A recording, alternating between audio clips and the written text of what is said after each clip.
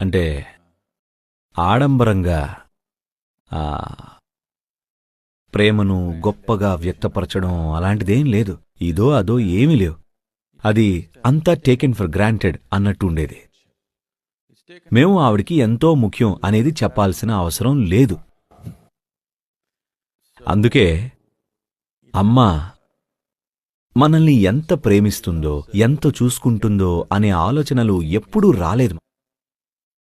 అదెలా అంటే ఆవిడ జీవితం అంతా మాకోసమే. జీవితంలో ఆవిడ ప్రపంచం మేమే. ఆవిడ మాకు ఆ వాతావరణాన్ని ఇచ్చింది. అది మా అందరి జీవితాల్లో చాలా పెద్ద మార్పు తెచ్చింది. అలాగే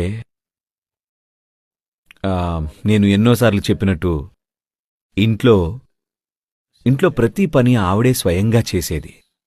అంటే వంట నుంచి అల్లికలు, కట్టెలను కుట్టడం, ఇంకా అన్నీ తను చేసినవే. Everything was her work. ఆవిడ ముద్ర ఇంటి అంతటా కనిపించేది.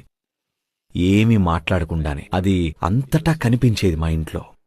నాకు బాగా గుర్తుంది, మేం బయటికి వెళ్ళినప్పుడల్లా ప్రతి దిండు కవర్, ప్రతి బెడ్షీట్ అన్నిటి మీద ఆవిడ చేసిన అల్లికలు ఉండేవి. ఏదో ఒక అల్లికలు. ఎప్పుడైనా బయటికి ఎక్కడికైనా వెళ్ళినప్పుడు పడుకునే ముందు